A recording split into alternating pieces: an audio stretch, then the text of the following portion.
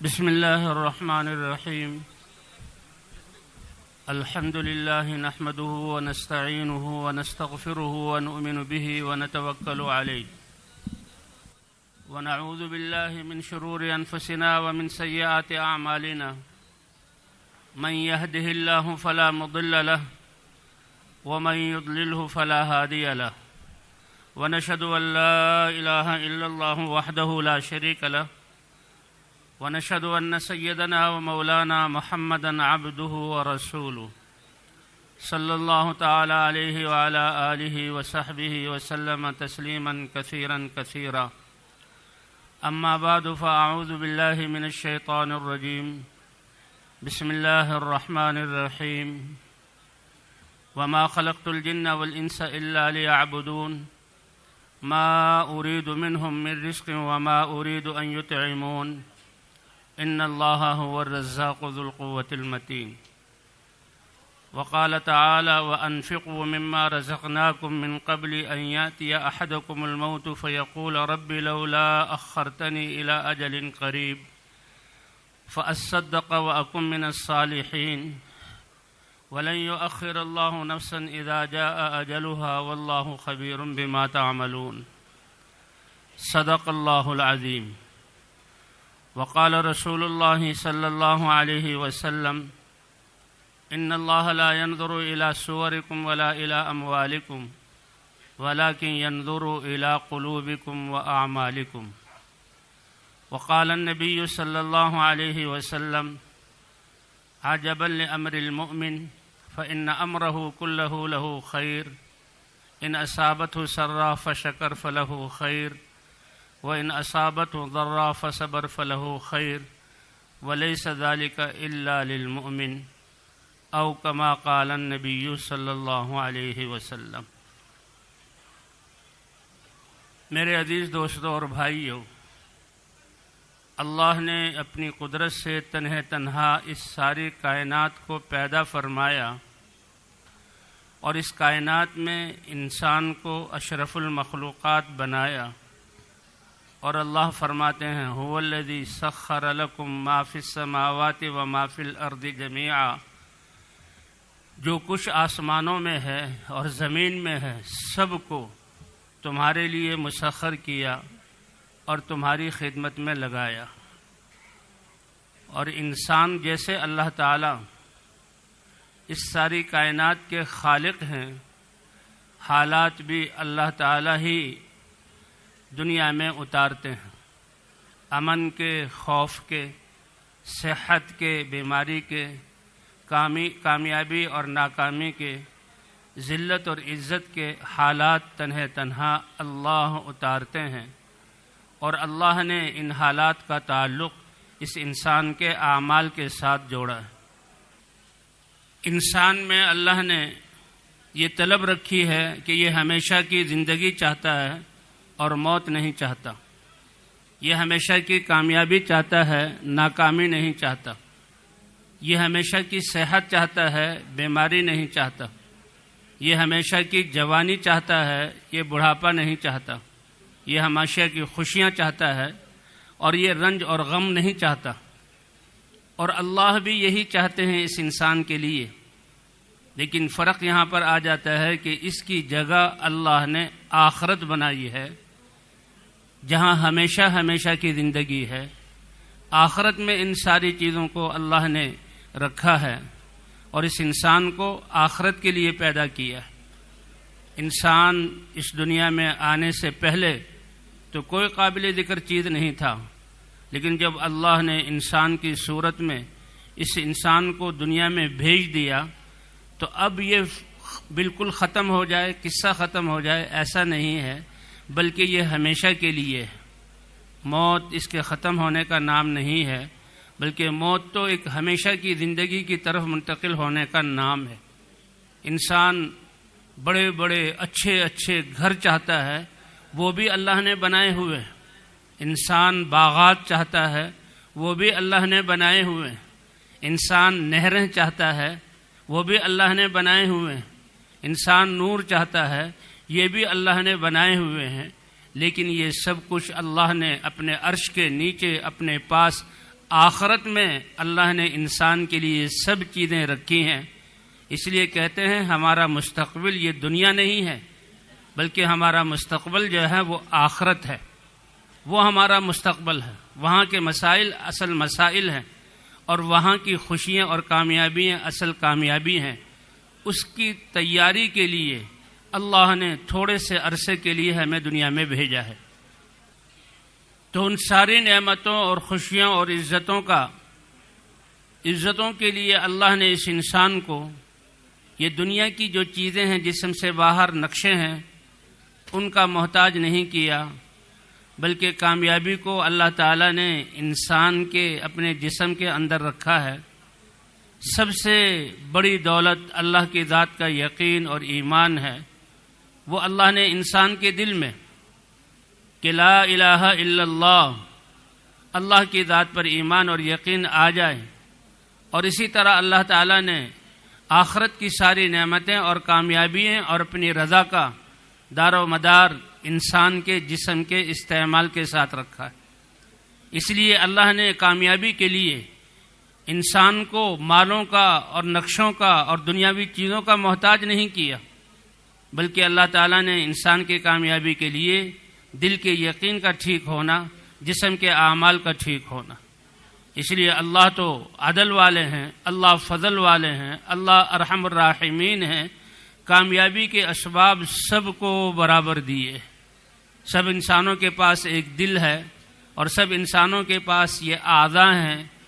ان اعضاء کے لیے اللہ نے استعمال کا طریقہ اپنے احکام کی صورت میں اتارا ہے۔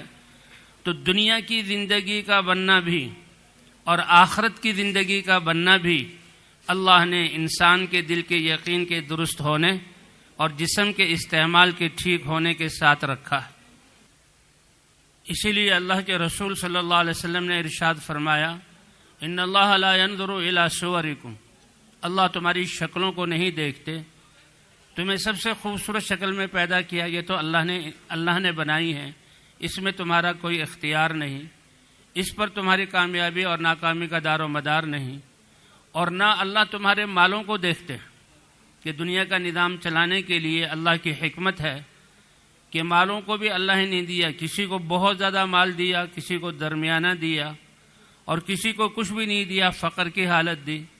تو اس لیے اس میں بھی تمہارا کوئی اختیار نہیں، یہ اللہ کا نظام ہے۔ ان اللہ لا ينظر الى صورکم ولا الى اموالکم ولکن ينظر الى قلوبکم واعمالکم، اللہ جو دیکھتے ہیں وہ تمہارے دلوں کو دیکھتے ہیں، یعنی دل میں یقین کس ذات سے ہونے کا بھرا ہوا ہے، اور یہ دلوں میں یقین کس ذات کا، تأثر کس ذات کا ہے، اور محبت کس ذات کی ہے، اللہ دلوں میں یہ دیکھنا چاہتے ہیں۔ وَيَنْظُرُ إِلَىٰ أَعْمَالِكُمْ، اور جسم سے نکلنے والے اعمال کو دیکھتے ہیں۔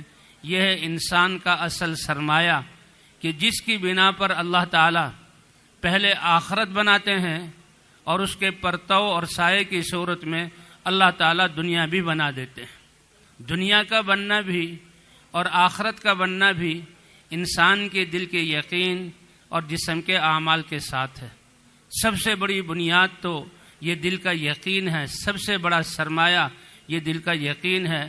جب اللہ کی ذات پر یقین آ جاتا ہے تو پھر اللہ تعالیٰ اس یقین کے مطابق انسان کے ساتھ معاملہ کرتے ہیں۔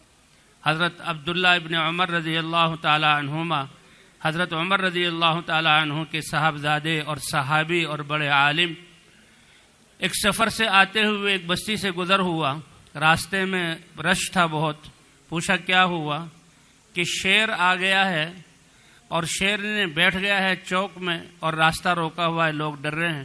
یہ صحابی تھے، بہت اونچے ایمان والے تھے، یہ سواری سے اترے اور شیر کے سامنے جا کر کھڑے ہو گئے اور فرمایا کہ اگر اللہ نے تمہیں کسی کو پھاڑنے کا حکم دیا ہے تو یہ اللہ کا حکم ہے، تم اس کے مامور ہو، وہ کام پورا کرو، باقی لوگوں کو تنگ نہ کرو، اور اگر تم اپنی مستی میں بیٹھے ہوئے ہو تو لوگوں کا راستہ چھوڑ دو۔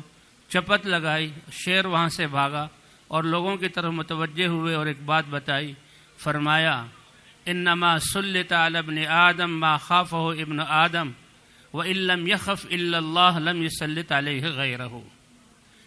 کہ اگر دل میں چیزوں کا، عہدوں کا، طاقتوں کا، دنیا کے اسباب کا خوف ہوگا، اللہ کا خوف نہیں ہوگا، تو ان چیزوں کو انسان پر مسلط کر دیا جائے گا اور اس کی زندگی خوف اور ذلت اور پریشانی میں گزرے گی۔ اور اگر یہ اللہ کے علاوہ، اگر اللہ سے ڈرے اور اللہ کا خوف اس کے دل میں ہو، ساری چیزوں سے خوف نکل جائے، تو اللہ پھر کسی غیر کو اس پر مسلط نہیں ہونے دیں گے۔ اس خوف کی وجہ سے اللہ تعالیٰ، اللہ سے ڈر کی وجہ سے اللہ تعالیٰ اس کو عزت والی زندگی عطا فرمائیں گے۔ اور دوسرا جملہ فرمایا، انما وکل ابن آدم لمن رجاہ ابن آدم وان لم یرجو الا اللہ لم یکل الی غیرہ، کہ یہ انسان کے دل میں امید بنتی ہے بڑے طاقت والے سے، خزانوں والے سے، جس کے ہاتھ میں کچھ قدرت ہو اس سے۔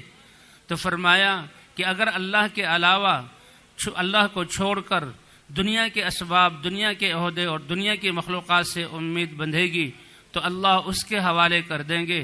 لیکن اگر انسان نے یقین بنا لیا، امید صرف اللہ ہی کی ذات سے ہو، تو اللہ کی غیرت کے خلاف ہے کہ اللہ کسی غیر کے حوالے کر دیں، اللہ اپنی قدرت سے کام بنائیں گے۔ اسی لیے جو پہلا کلمہ انبیاء لے کر آئے یقین بنانے کے لیے، لا الہ الا اللہ، اس کو کلمہ خوف بھی کہا جاتا ہے، یہ کلمہ رجا بھی کہا جاتا ہے۔ جیسے یہ کلمہ اخلاص ہے کہ جب انسان اللہ سے اس کلمے کے ذریعے عہد کرتا ہے، اے اللہ میں نے آپ کو اپنا الہ مانا، آپ کو اپنا رب مانا، میں آپ پر کے احکام کو دیکھ کر چلوں گا، میری زندگی کا ہر عمل اور ہر قدم تیرے امر کی بنا پر ہوگا، تو یہ انسان اسی لیے اس کلمے کو کلمہ اخلاص کہتے ہیں کہ یہ انسان کی ساری زندگی کو خالص اللہ کے لیے کر دیتا ہے، اور اس کلمے کے ذریعے، اس یقین کے ذریعے اللہ کا خوف دل میں بیٹھتا ہے، اللہ ساری چیزوں کا خوف نکال دیتے ہیں اور کسی چیز کو اس پر مسلط نہیں ہونے دیتے۔ اسی طرح اس کو کلمہ رجا بھی کہتے ہیں کہ ساری چیزوں سے امید نکل کر اللہ کی ذات پر امید بن جائے، یہ انسان کا سب سے بڑا سرمایہ ہے۔ اسی لیے حضرات انبیاء کرام جب بگڑے ہوئے انسان اور ناکامی کی طرف جانے والے انسانوں کی طرف بھیجے جاتے تھے تو سب سے پہلے اس کلمے کی دعوت کے ذریعے اللہ کی معرفت کا نور پیدا کرتے تھے، دلوں میں یقین بٹھاتے تھے، اللہ کا خوف دلوں میں آتا تھا اور اللہ کی ذات سے امید بنتی تھی اور انسان کی زندگی خالص اللہ کے لیے بنتی تھی۔ یہ ایمان بنیاد ہے، اس لیے قرآن پاک میں فرمایا گیا والذین آمنوا اشد حبا للہ، جنہوں نے اللہ کو پہچانا اور اللہ کی ذات پر یقین کیا تو سب سے زیادہ وہ اللہ سے محبت کرنے والے ہوتے ہیں۔ اس لیے قرآن پاک میں ذکر کیا گیا کہ 8 چیزوں کو گنوایا گیا، تمہارے قبیلے، تمہارے آبا و اجداد، تمہارے اولادیں، تمہارے گھر، تمہاری تجارت، ان کی محبت مغلوب ہو جائے اور اللہ کی محبت ان تمام چیزوں پر غالب ہو جائے۔ پھر جب انسان اللہ سے محبت کرتا ہے سب سے زیادہ، تو اس محبت کی بنیاد پر اللہ کے احکام کو مانتا ہے۔ اللہ کے احکام کو یہ انسان اور یقین ہوتا ہے کہ اللہ کے حکم کے ماننے پر مجھے کامیابی ملے گی، اور وہ اللہ اگر ناراض ہو گیا تو یہ سب سے بڑی ناکامی ہے۔ اس بنیاد پر وہ زندگی کو اٹھاتا ہے۔ اسی لیے اللہ تعالیٰ نے حضرات انبیاء کرام اور اپنے اولیاء کے قصے ذکر کیے کہ جو ایمان کی بنیاد پر اور میرے امر کی بنیاد پر زندگی کی ترتیب بناتے ہیں تو میں کیسے بغیر اسباب کے دنیا میں بھی ان کو کامیاب کرتا ہوں، ان کی محبتیں مخلوقات کے دل میں ڈالتا ہوں، اور آخرت میں بھی کتنی بڑی جنتوں کے باغات کے کامیابی کے وعدے کیے، اور سب سے بڑی بات کہ اللہ اپنی رضا عطا فرماتے ہیں۔ ابراہیم علیہ السلام ہاجر علیہ السلام کو لے کر چلے اللہ کے امر کی بنیاد پر۔ بلاد شام میں جو بلاد مبارکہ ہیں، سرسبز، شاداب، چشمے، نہریں، باغات، آبادیاں، انسان، یہ سارے دنیا کے اسباب وہاں موجود ہیں، لیکن اللہ کا امر ہوتا ہے کہ یہ اپنی جوان بیوی جس کے پیٹ سے اسماعیل علیہ السلام جیسا عظیم بچہ پیدا ہوا اور ابھی دودھ پیتا ہے، میرے امر پر اس کو یہاں سے لے کر چلو۔ وہ تو ابراہیم خلیل اللہ ہیں اور جو ہے انبیاء کے باپ ہیں ابراہیم علیہ السلام. اللہ کا امر اسی کی طرف دعوت دینے والے ہیں. نمرود کو اللہ ہی کی پہچان کروائی, اپنی قوم کو اللہ ہی کی طرف بلایا تو لے چلے. حکم ہے چلو. جب شام کی آبادیاں, باغات اور کھیت ختم ہوئے, اردن کے دشت اور میدان آئے, حکم ہے چلتے رہو. پھر آگے سنگلاخ پہاڑ آئے. مہینے کی مسافت بنتی ہے. مہینے کی مسافت آبادیوں اور زندگی کے اسباب سے اور اپنے وطن سے اور گھر جس سے محبت ہوتی ہے اور جاننے والوں سے دور لے کر چلے. کس کے امر کی بنیاد پر؟ کہ اللہ کے امر. اللہ کا امر سب سے زیادہ اہم ہے اور اس میں کامیابی ہے. جب آبادیوں سے اور زندگی کے اسباب سے دور و دراز بہت سنگلاخ پہاڑ, کالے رنگ کے, کوئی زندگی کے آثار نہیں, کوئی انسان نہیں, کوئی آبادی نہیں, غیر ذی زرع, انسان اور جانور تو دور کی بات ہے, آبادیوں تو دور کی بات ہے, کوئی کھیتی بھی وہاں پر نہیں ہوتی تھی. وہاں لائے اور اپنی بیوی کو اتارا, اور جو مشکیدے میں پانی بچ گیا تھا وہ دیا, اور کھجوریں جو بچ گئی تھی وہ دی. اور حکم ہے یہیں سے واپس اس جوان بیوی کو اور دودھ پیتے اس عظیم بچے کو چھوڑ دو. اللہ کا امر ہے, ذرہ برابر تردد اور شک نہیں.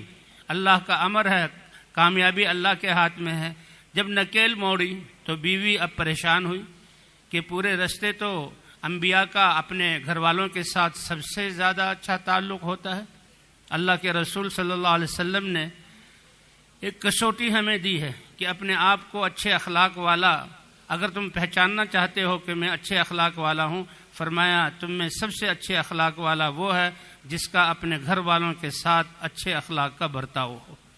اور دلیل میں فرمایا وَأَنَا خَيْرُكُمْ لِأَهْلِي, کیونکہ میں سید الانبیاء, اتنے بڑے مرتبے والا, میرے جو گھر والے ازواج مطہرات ہیں, سب سے زیادہ انسانوں میں میں اپنے گھر والوں کے ساتھ اچھا معاملہ کرتا ہوں. یہ کسوٹی ہے.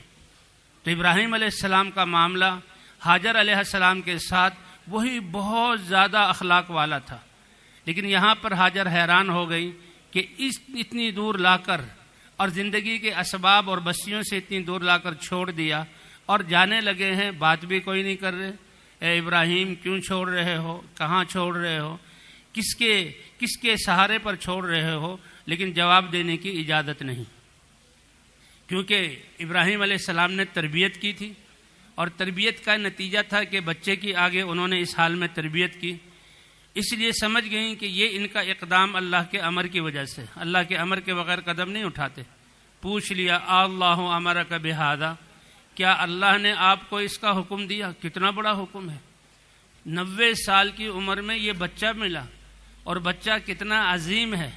اور یہ بیوی ہاجر, یہ شاہی محلات میں رہنے والی, وہاں سے یہ بیوی ان کو ملی, اور یہ ہے جوان بیوی ہے, اور یہاں چھوڑ کر جا رہے ہیں.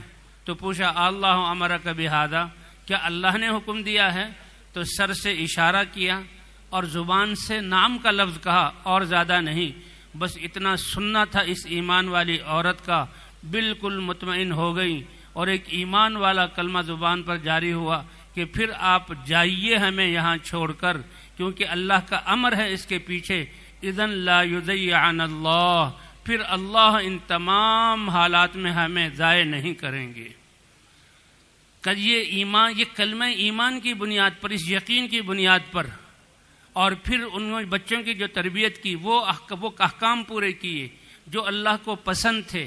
کہاں ظاہری اسباب تو ایک انسان کے پلنے کا نہیں, اور اللہ نے آب زمزم دیا, بیت اللہ بنوایا, اور پھر یہاں پر حج یعنی شہر آباد کیا, اور اس وقت سے لے کر قیامت تک ارب انسانوں کی بہت بہترین زندگی گزارنے کے اسباب اللہ نے پیدا کیے اس عورت کے اللہ کے حکم کو ادا کرنے کی بنا پر. تو یہ ایمان بنیاد ہے اس عظیم مقصد کی جس کے لیے اللہ نے انسان کو پیدا کیا, یعنی عبادت کی عمارت قائم ہوتی ہے اس ایمان اور یقین پر. اس لیے یہ اتنی قیمتی دولت ہے. اللہ قرآن میں فرماتے ہیں کہ کائنات, ساری کائنات, آسمان اور زمین, سورج اور چاند, ستارے اور فرشتے, یہ دریا, کائنات کی کوئی چیز اللہ کی نافرمانی کر نہیں سکتی. ائتیا طوعن او کرہن قالتا اتینا طائعین. کب سے اللہ نے اس کائنات کو بنایا اور آپ نے احکام کے ساتھ اس کو مقید کیا. آتا کل شیء خلقہ ثم ہدی. یہ اللہ کے اوامر کو پورا کر رہے ہیں، نافرمانی کر نہیں سکتے. اللہ نے پوچھا اے آسمان اور اے زمین، اے ساری کائنات، تم خوشی خوشی میرے حکم کو مانو گے یا طاقت سے تمہیں منوایا جائے؟ تمہاری دل کے نہ چاہنے کے باوجود اس کائنات میں اتنا شعور ہے. قالتا اتینا طائعین. اے کریم رب، آپ وہ عظیم ذات ہیں کہ ہماری سعادت آپ کے حکم کو خوشی خوشی ماننا ہے. اور کب سے یہ اللہ کی اطاعت میں لگے ہوئے اور قیامت تک یہ اللہ کے حکم کے ساتھ مربوط رہیں گے. تو جس انسان کے لیے اللہ تعالیٰ نے اس دنیا کو پیدا کیا اور مسخر کیا، کیا اس کو بیکار پیدا کیا؟ افحسبتم انما خلقناکم عبثا. اتنا کائنات کا نظام تمہاری خدمت کے لیے بنا کر اور اتنا تمہیں عظیم بنا کر یہ نعمتیں عطا کر کے کیا تمہیں بیکار پیدا کیا؟ وَأَنَّكُمْ إِلَيْنَا لَا تُرْجَعُونَ. اور تم ہماری طرف لوٹائے نہیں جاؤ گے. نہیں، بلکہ تمہیں تو بہت بڑے مقصد کے لیے. عبادت کیا ہے کہ جو اللہ کی چاہتے ہیں انسان کے جسم کے استعمال کے بارے میں، اللہ نے وہ احکام بنا کر وہ انسان کے لیے اتار دی. تو سب سے بڑے مقصد وما خلقت الجن والانس الا لیعبدون. یہ اعزاز ہے، یہ شرف ہے انسانیت کا کہ اللہ نے اپنی عبادت کے لیے جو احکام اللہ کو محبوب تھے، جسم کا استعمال اللہ کو پسند تھا، اپنی پسند انسان کے لیے جنہیں دین بنا کر اتار دیا. اور اس کا مقصد بنایا کہ وما خلقت الجن والانس الا لیعبدون. انسان اور جنات کو تو ہم نے اپنی عبادت کے لیے پیدا کیا کہ اللہ کو پہچانے اور اللہ کے پہچان کر اللہ کے احکام کو جو ہے نبی کے طریقے پر پورا کریں. ما اريد منهم من رزق. روزی کموانا ان سے نہیں چاہتا، ان کا کام تو اللہ کی اطاعت کرنا ہے. وما اريد ان يطعمون. کچھ اللہ کو دیں یہ بھی اللہ نہیں چاہتے، وہ تو غنی ذات ہیں. ان اللہ هو الرزاق ذو القوة المتین. اللہ تعالیٰ وہی ساری کائنات کو رزق دینے والے ہیں. تو عبادت یہ سب سے بڑی شرافت اور عزت ہے اللہ نے انسان کو دی ہے. اور یہ تھوڑی سی زندگی، یہ کائنات کب سے پیدا ہوئی اور اللہ کے حکم میں لگی ہوئی ہے، قیامت تک لگے رہیں گے. فرشتے اللہ کی عبادت میں ہیں، انسان کو تو بہت تھوڑی زندگی دی ہوئی ہے. یہ تھوڑی سی زندگی میں اس لیے کہتے ہیں یہ زندگی کا ایک ایک سانس ہمارا بہت قیمتی ہے. سب سے زیادہ انسان جو اپنی جان پر ظلم کرتا ہے اور سب سے زیادہ اپنا نقصان کرتا ہے یہ زندگی کے ساعات کو، سانسوں کو غفلت میں گزار کر. کہ جب موت آئے گی پھر یہ انسان، ہر ایک انسان، لولا اخرتنی الی اجل قریب. اے میرے رب آپ مجھے تھوڑی سی مہلت کیوں نہیں دے دیتے؟ فاصدق. میں صدقات کروں گا، مال تیرے یہ حکموں میں لگاؤں گا. واکن من الصالحین. تیری اطاعت کرنے والوں میں سے ہوں گا. اللہ فرماتے ہیں کہ اب میں ایک سانس بھی تمہارا زیادہ نہیں کروں گا. واللہ خبیر بما تعملون. اور جو کچھ تم نے کیا اللہ اس کو جانتے ہیں. اس لیے سب سے قیمتی سرمایہ ہمارے پاس یہ زندگی کے لمحات ہیں. کہتے ہیں جب انسان کی زندگی کی مہلت ختم ہونے لگتی ہے تو ہر انسان کو افسوس ہوگا اور ہر انسان حسرت کرے گا. کافروں کی حسرت اور افسوس کا تو کوئی ٹھکانہ نہیں کہ ان کے سامنے تو اللہ کی ناراضگی اور ہمیشہ کا عذاب ہے. اللہ نے ہمیں اس سے بچایا اور اللہ حفاظت فرمایا اپنی ناراضگی سے. مسلمان نیک لوگ بھی ان کو اس بات کی حسرت ضرور ہوگی کہ ہم اعلیٰ کو چھوڑ کر ادنا میں کیوں لگے، اعلیٰ کو چھوڑ کر ادنا میں کیوں لگے. جسے آپ حضرات کاروباری لوگ ہو، جب سرمایہ زیادہ ہو تو ہر ایک کی کوشش یہ ہوتی ہے کہ میں سب سے زیادہ نفع والے کاروبار میں اپنے سرمایہ کو لگاؤں. اگر سرمایہ زیادہ ہے اور کاروبار اس نے ہلکا تو لوگ بھی کہیں گے کہ تم یہ کیا کر رہے ہو، اس کی عقل بھی اس کو کہے گی کہ یہ ٹھیک نہیں ہے. تو اللہ نے زندگی کا سرمایہ دیا ہے اور اس سرمایہ کو یہ کہتے ہیں اعلیٰ کو چھوڑ کر جو ادنا میں لگا اس کو بھی یہ حسرت ہوگی کہ میں اس وقت اعلیٰ کو چھوڑ کر ادنا میں کیوں لگا ہوں. اس لیے یہ زندگی بہت قیمتی ہے، اور اس زندگی کو اللہ تعالیٰ نے اپنی عبادت کے لیے دیا۔ پوری زندگی، کوئی انسان کی زندگی کا سانس اس لائق نہیں کہ انسان اللہ سے غافل ہو کے زندگی گزارے، اللہ کے نافرمانی میں زندگی گزارے۔ یہ تو بہت بڑا نقصان ہے، یہ تو بہت بڑا نقصان ہے۔ بلکہ غفلت میں زندگی گزارے، یہ بھی بہت بڑا نقصان۔ اسی لیے کہتے ہیں ربنا ظلمنا انفسنا وان لم تغفر لنا وترحمنا لنکونن من الخاسرین۔ انسان ظلم سمجھتا ہے کہ ظلم دوسرے پر کرنا، کسی کو تھپڑ مارنا، کسی کا مال دبا لینا، کسی کو تنگ کر دینا، کسی کو برا بھلا کہنا۔ یہاں کہ اے ہمارے رب، ہم نے اپنی جانوں پر ظلم کیا۔ کیا مطلب کہ زندگی کا جو سرمایہ آپ نے اپنی رضا اور اعمال اور عبادت کے لیے دیا تھا، ہم اعلیٰ سے ادنا میں لگ کر، یہ ادنا سے غفلت میں پڑ کر، اے اللہ، وقت کے سرمایہ کو ضائع کر کے ہم نے اپنے اوپر ظلم کیا۔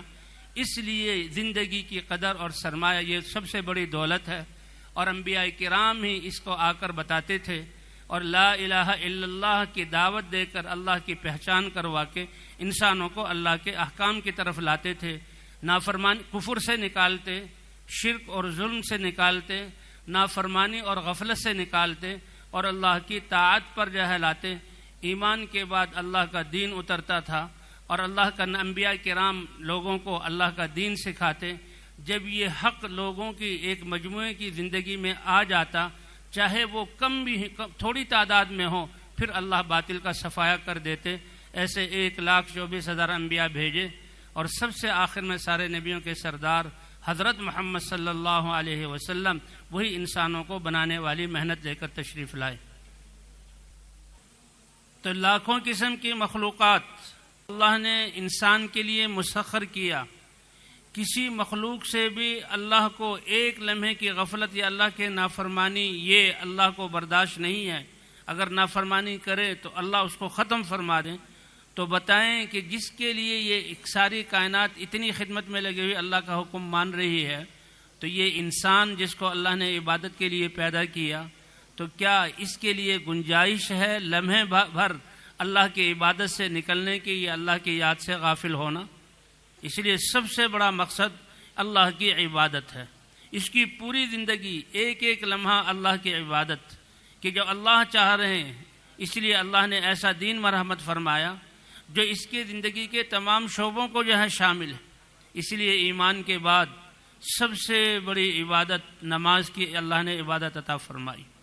یہ نماز کا حکم، یہ ایسا حکم ہے اتنا بڑا کہ باقی احکام اللہ نے دنیا میں عطا کیے، اور نماز جو 5 وقت کی، اس کے لیے اللہ نے اپنے نبی کو اپنے دربار میں بلایا، جنت و دوزخ کی سیر کرائی اور اپنے قریب کیا، اور یہ انسان عبادت کے لیے پیدا ہوا۔ 50 نمازیں اللہ نے عطا کی کہ یہ انسان تو نماز کیونکہ سب سے بڑی عبادت، اس کی زندگی عبادت ہی میں گزرے۔ باقی زندگی کا نظام چلانے والی ذات کون سی ہے؟ اللہ کی ہے۔ اصحاب کہف کو 309 سال سلایا، مارا نہیں، سلایا، ایمان کی حفاظت کے لیے نکلے تھے، بغیر کھلائے پلائے اللہ نے ان کی زندگی کے نظام کو چلایا۔ 309 سال، 7 نوجوان اور 8واں ان کا کتا، اللہ تعالیٰ نے ان کو ایمان کی حفاظت کے لیے نکلے تھے، بغیر کھلائے پلائے۔ اسی طرح کہتے ہیں آخر میں جب دجال آئے گا اور یاجوج ماجوج اتریں گے، تو ایمان والے پہاڑوں میں چلے جائیں گے اور آبادی سے وہ دور ہوں گے، تو وہ کتنے عرصہ وہاں پہاڑوں پر رہیں گے؟ تو ان کی زندگی کی گزر اوقات اللہ کی تسبیح سے ہوگی، تسبیح پر اللہ ان کی زندگی کے نظام کو چلائیں گے۔ اس لیے نظام چلانے والے اللہ کے 50 نمازیں یہ نمازوں میں مشغول رہے ہیں، تو ان کے جسم کی تربیت اور نشو و نما وہ کرنے والی ذات کون سی ہے؟ وہ تو موسیٰ علیہ السلام کے پاس سے گزرے، اور اس نے بنی اسرائیل کی قوم کو آزمایا ہوا تھا کہ کم کروا لو۔ 9 دفعہ اللہ کے دربار میں حاضری ہوئی، 5 نمازیں کم ہوتی رہی، آخر میں 5 رہ گئی، اور جب 5 نمازیں رہ گئیں، اس پر بھی موسیٰ علیہ السلام نے عرض کیا کہ اور کم کروا لیں، امت کمی کرے گی، اللہ کے امر کو چھوڑنا کوئی معمولی بات نہیں۔ اس پر اللہ کے رسول صلی اللہ علیہ وسلم نے فرمایا کہ مجھے اب شرم آتی ہے کہ میری امت 5 نمازیں بھی ادا نہ کر سکے، اور 5 نمازوں کے تحفے کو لے کر آئے دنیا کی طرف، تو آواز آئی، اے نبی آپ کی امت 5 نمازیں ادا کرے گی اور ثواب میں 50 نمازوں کا عطا کروں گا۔ اور یہ ایسی عبادت ہے کہ جس میں انسان اپنے دل اور دماغ اور سارے اعضاء کو سب کچھ سے فارغ کر کے آتا ہے۔ حج ایک عبادت ہے، پوری امت پر فرض نہیں ہے، پورے مسلمانوں پر فرض نہیں، اس کے لیے شرائط ہیں، اور حج کرتے ہوئے انسان اس میں تو کئی ایام ہیں، کھاتا پیتا ہے بھی ہے، سوتا بھی ہے، باقی کام بھی کرتا ہے۔ حج کے ارکان بھی بہت کم لوگوں پر جن پر حج فرض ہو۔ زکوٰۃ ہے، اس کا تعلق مال کے ساتھ ہے، 40واں حصہ وہ بھی مالدار فقراء اس سے نکل گئے۔ روزے ہیں کہ روزے جو ہیں 12 مہینے میں 1 مہینہ روزہ، تاکہ تقوی والی زندگی حاصل ہو جائے۔ اللہ کے ہر حکم کی ایک مصلحت ہے، تو روزہ کے تقوی والی زندگی ہو جائے، اور تقوی والی زندگی پر میں ان کے اپنی قدرت سے سارے کام بناؤں۔ لیکن نماز ایسا فرض ہے، ہر مسلمان مرد اور عورت پر فرض ہے، حتیٰ کہ بیمار پر بھی اور حالت جنگ پر بھی۔ 5 دفعہ اللہ اپنے دربار میں بلاتے ہیں، اور اپنا دربار میں بلانے سے پہلے یہ مؤذنین اذان کے کلمات کہتے ہیں۔ اذان کے کلمات کتنے بڑے کلمات ہیں۔ ایک حدیث صحیح ہے، حاجی صاحب بیان فرمایا کرتے تھے کہ حدیث یہ ہے کہ حضور صلی اللہ علیہ وسلم صفوں کو سیدھا کر رہے تھے، مردوں کی صفیں ہوتی تھی، پھر بچوں کی صفیں، اور پھر خناسہ اور بچوں کی صفیں، پھر عورتوں کی، تو آپ صفوں کو چیرتے ہوئے عورتیں جو صحابیات کھڑی تھی وہاں پہنچے اور کہا، یا معاشر النساء، اے عورتوں کی جماعت، یہ بلال حبشی جب اذان کے کلمات کہے، اذان دے، تو تم ان کلمات کو دہرایا کرو، جیسے وہ کہے ایسے کہا کرو۔ کیوں؟ اس لیے کہ یہ اذان کے کلمات اتنے اونچے ہیں جس کے ذریعے سے نماز کے لیے بلایا جا رہا ہے۔ فرمایا تم ان کلمات کو کہو گی، ہر کلمے میں جو حروف ہیں، ہر حرف پر اللہ تمہیں 10 لاکھ نیکیاں عطا فرمائیں گے۔ اتنا بڑا یہ اذان کا کلمہ نماز کے لیے اللہ کے گھر کی طرف بلایا جا رہا ہے، ہر حرف پر 10 لاکھ نیکی ہیں۔ اکبر میں 4 حرف ہیں، 40 لاکھ نیکی ہیں۔ اللہ میں کتنے حرف ہیں؟ 5، تو 50 لاکھ نیکی ہیں۔ تو صحابہ کرام تو آخرت والے تھے۔ حضرت عمر رضی اللہ تعالیٰ عنہ تشریف فرمایا، یا رسول اللہ، عورتوں کو اتنا اجر ملے گا، ہم مرد تو تم تو میدانوں والے ہو، تم تو اپنی زندگیوں کو دین کے لیے لگانے والے ہو، ہر مردوں کا ثواب اس سے دگنا، یعنی ہر حرف پر اللہ 20 لاکھ نیکیاں عطا فرمائیں گے۔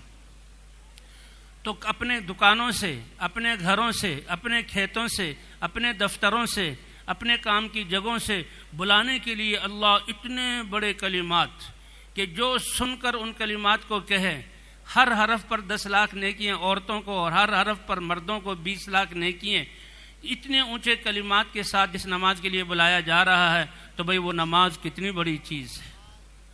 اور مسلمان کا اکرام کب سے شروع ہوتا ہے کہ مسلمان جب نماز کی تیاری کے لیے اذا قمتم الی الصلاۃ فاغسلوا وجوہکم وایدیکم، وضو کی طرف جاتا ہے اور وضو کرنے لگتا ہے، کیونکہ اللہ کے دربار میں حاضری، تو اللہ کے ہاں تو انسان کے اعمال کا نور اور خوشبو یہ چیز دیکھی جاتی ہے، اور گناہوں کی نحوست اور سیاہی اور بدبو یہ تو بہت زیادہ یعنی عیب والی چیز ہے، فرشتے بھی اس سے دور بھاگتے ہیں۔ تو وضو کرنے کے ساتھ وہ گناہوں کی سیاہی اور بدبو یہ اس کے جو ہے صاف ہوتی ہے۔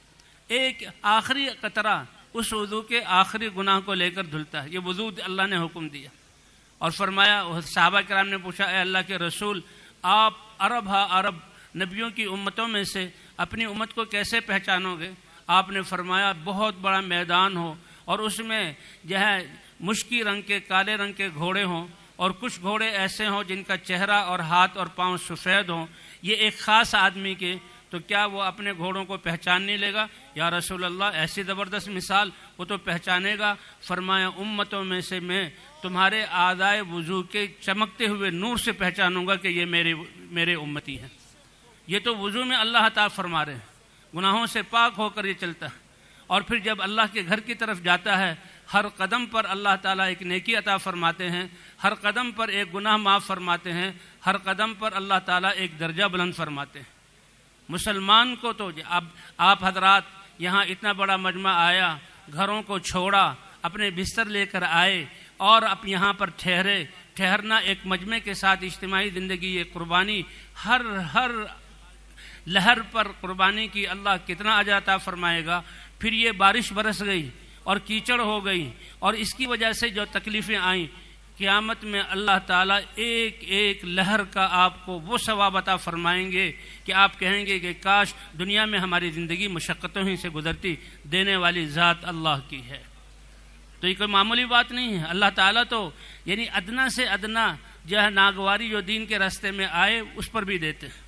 کہتے ہیں اللہ کے راستے میں نکلے، اللہ کے راستے میں بھوک کی لہر، پیاس کی لہر، پسینے کا بہنا اور دل کو رنج پہنچنا، لوگوں کی باتیں کرنا، ایک ایک لکھا جائے گا۔ وہ تو فرماتے ہیں بھوک کو بھی نیکی بنا کر، پیاس کی لہر کو بھی نیکی بنا کر، اور ایک ایسی ادنا سی جو ہے تکلیف کہ غبار جو ہمارے جسموں پر پڑتا ہے اللہ کے راستے کا، اس کا ثواب بھی اللہ اس طرح عطا فرمائیں گے کہ اس غبار کو اللہ تعالیٰ جنت والی مشک بنا کر ہمارے جسموں پر ڈالیں گے۔ ایک تو دنیا کی مشک ہے، مشک جو ہے تھوڑی سی ہو اس سے کتنی بڑی خوشبو بنائی جاتی ہے، خالص مشک کو شاید انسان سونگھ بھی نہ سکے، اس کی نکسیر پھوٹ جائے۔ اس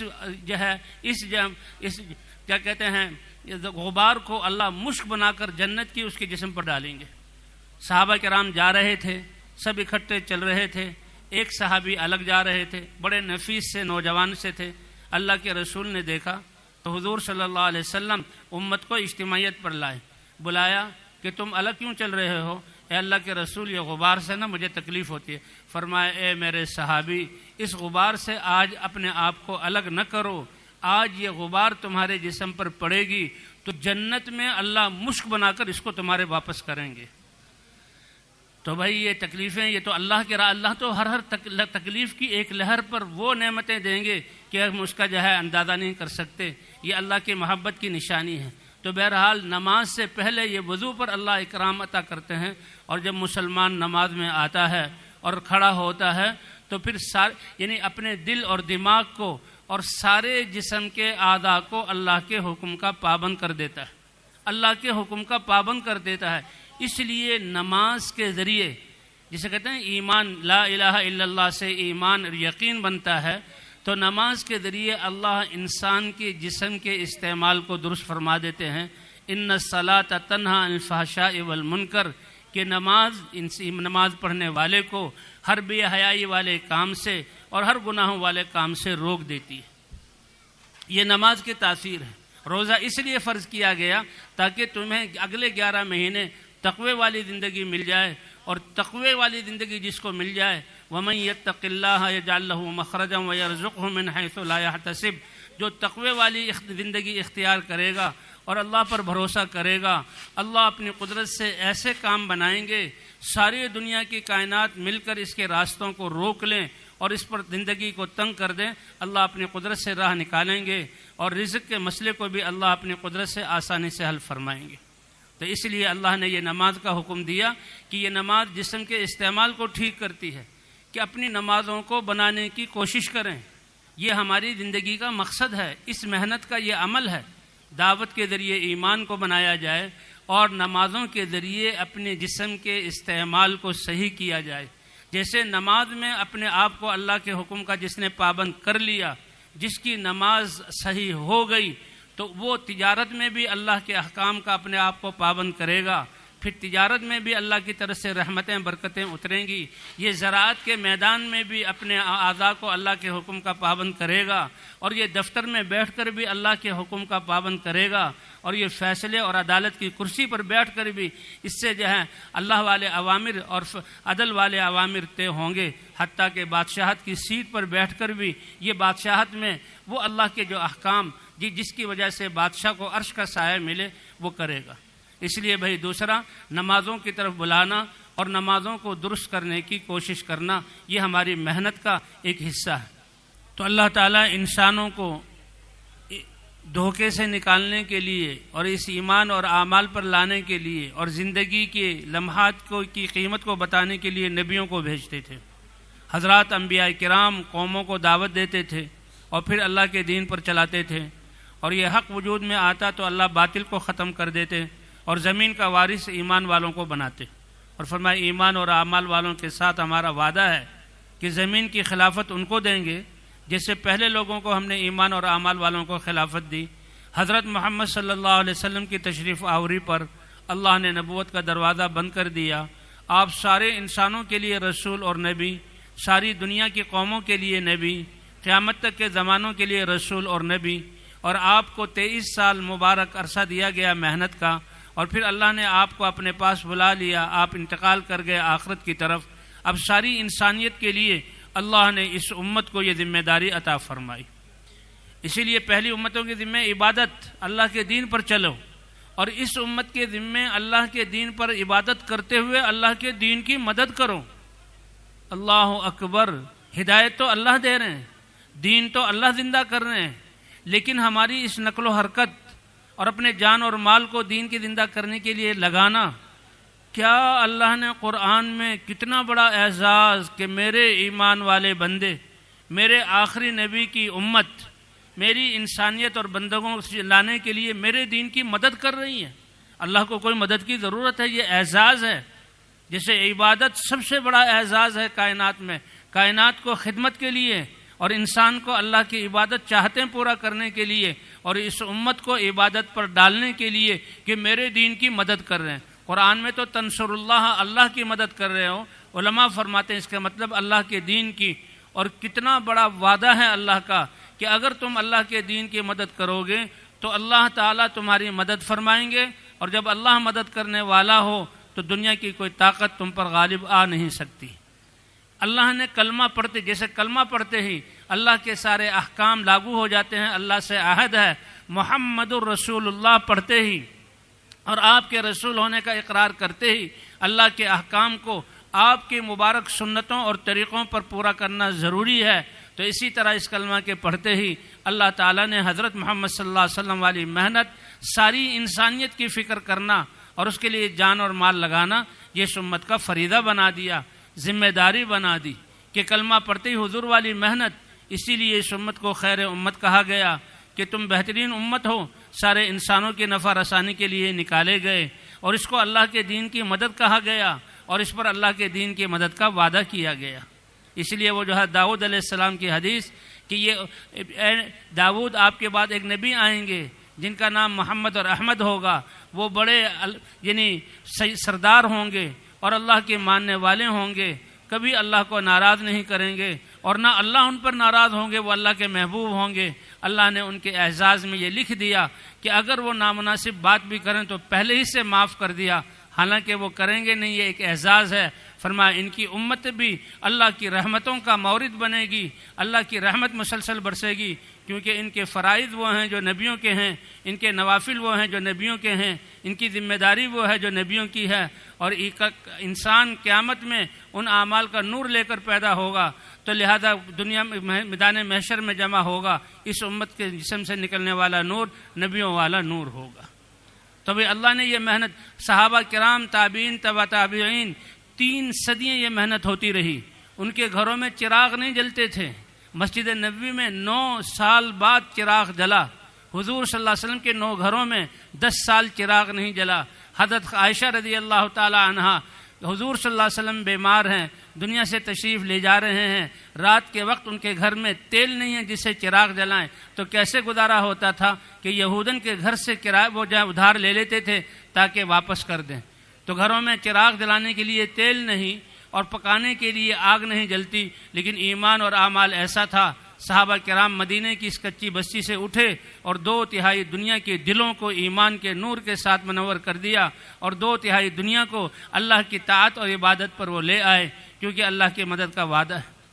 صدیوں سے چھوٹی ہوئی محنت، حضرت مولانا الیاس صاحب رحمۃ اللہ علیہ کے غم اور تڑپ کی وجہ سے اللہ نے یہ محنت ہمیں عطا فرمائی اور ایسی آسان کر دی کہ اس محنت کے لیے ہم باہر کے محتاج نہیں، کسی اور استعداد کے دعوت دیں اور علم کے حلقے، فضائل کے حلقے قائم کریں، سیکھنے سکھانے کا ماحول بنائیں، عبادات میں جان پیدا کریں، صحیح نہج پر لائیں، اللہ کی یاد سے دلوں کو جو ہے اپنے جگمگا دیں، اور حضور صلی اللہ علیہ وسلم کے اخلاق اور صفات اور نرمی کے ساتھ اس جو ہے پیغام کو پہنچائیں، امت ان اعمال پر آ جائے، تو اللہ تعالیٰ پھر وہی ہدایت کے نقشے قائم فرمائے گا جو صحابہ کے۔ یہ ہماری زندگی کا مقصد ہے۔ قیامت میں اس کے بارے میں پوچھ ہوگی۔ لہذا بھائی اگر اس سے ہم موازنہ کریں پچھلی زندگی کا، تو پچھلی زندگی تو ہم نے اپنے خواہشات اور دنیا کے بنانے میں لگائی، اپنی جانوں پر اور انسانیت پر ظلم ہوا، اس سے ہم مانگنے اللہ سے معافی، اور بقیہ زندگی ہماری کتنی ہے اس کا کوئی پتہ نہیں، لیکن اللہ مہربان ہے، ادھر انسان کی نیت صحیح ہو جائے اور نیت بدل لے، ادھر سے اللہ کا معاملہ۔ تو بھئی کیا خیال ہے، ہم سب یہ نیت کرتے ہیں کہ اے اللہ باقی زندگی ہم حضور والے مقصد کو مقصد بنا کر زندگی گزاریں گے، اس کے لیے تیار ہیں؟ کون کون اس کے لیے تیار ہے؟ ذرا ہاتھ اٹھا کر بتائیں۔ اے اللہ پچھلی سرمایہ کو جو ہم نے ضائع کیا، اور یہ حالات جو انسانیت پر آئے ہیں، آسمانی وبائیں، یہ ہمارے اس محنت کو چھوڑنے کی وجہ سے انسانیت تیرے دین سے دور ہوئی، یہ حالات آئے۔ اے اللہ ہم اس کے مجرم ہیں، اس کو معاف فرما دیں، اور بقیہ زندگی کے ایک ایک سانس کو، جیسے شروع میں عرض کیا تھا، آپ تاجر لوگ ہیں، اس بات کو سمجھتے ہیں، یہ بھی تجارت ہے، زندگی بھی ایک تجارت ہے۔ حل ادلکم علی تجارت تنجیکم من عذاب علیم، ایک اپنی ذات کے نیک اعمال پر لگانا، ایک اپنے خاندان کو دیکھ کر چلنا، اور ایک پوری موجودہ انسانیت اور قیامت تک آنے والی نسلوں کو دیکھ کر اپنے زندگی کو لگانا، یہ تجارت ہے جو اللہ نے بتلائی ہے، اور اسی لیے خیر امت قرار دیا ہے۔ آپ سب نے نیت کی کہ انشاءاللہ اس محنت کو مقصد بنا کر کریں گے، تو اس کی نشانی یہ ہے کہ سب سے پہلے تو اس مجمع میں ایسے ساتھی جن کے 4 مہینے نہیں لگے، وہ اس محنت کو سیکھنے کے لیے اپنے آپ کو 4 مہینے کے لیے پیش کریں۔